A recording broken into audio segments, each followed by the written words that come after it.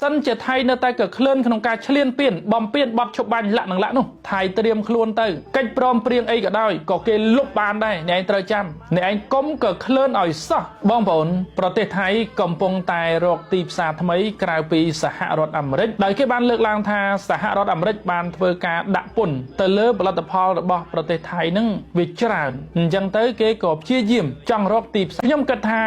នេះគឺជាហេតុផលមួយប៉ុន្តែអាចមិនមែនជាហេតុផលពិតប្រាកដទេហើយបងប្អូនសួរខ្ញុំថាតើហេតុអ្វីខ្ញុំអាចឆ្លើយបានយ៉ាងខ្លីដូចនេះថាថៃភ័យខ្លាចនៅពេលដែលអាមេរិកស្រែកមួយម៉ាត់ថាបើសិនជាថៃមិនព្រមបញ្ឈប់រាល់សកម្មភាពនៃការឈ្លានពានឬក៏សកម្មភាពនៃការបំពានបទឈប់បាញ់នៅតាមបណ្ដោយបន្ទាត់ព្រំដែនកម្ពុជាសៀមនោះទេអាមេរិកនឹងធ្វើការដាក់ពន្ធបន្ថែមទៅលើប្រទេសសៀមអញ្ចឹងកន្លែងនេះខ្ញុំគិតថាទើបជាហេតុផលពិតប្រាកដព្រោះសៀមម៉ោងនេះរៀងភ័យខ្លួនមូលហេតុដែលភ័យខ្លួនបងប្អូនដឹងស្រាប់ហើយលោក Michael Alfaro លោក Daniel ក៏ដូចជាខ្ញុំផ្ទាល់តែម្ដងយើងតែងតែរាយការណ៍រឿងរ៉ាវដែលបានកើតឡើងពិតប្រាកដទៅកាន់សតវិមានទៅកាន់លោកប្រធានាធិបតី Donald Trump និងទៅកាន់អន្តរជាតិជាដើមប៉ុន្តែបងប្អូនដឹងដែរទេថាក្នុងពេលបច្ចុប្បន្ននេះថៃគេបានលើកឡើងហើយសេដ្ឋកិច្ចរបស់ថៃអាចដំណើរការទៅបានគឺមានការចូលរួមចំណែកយ៉ាងធំពីការនាំចេញផលិតផលក្នុងស្រុកទៅកាន់អន្តរជាតិ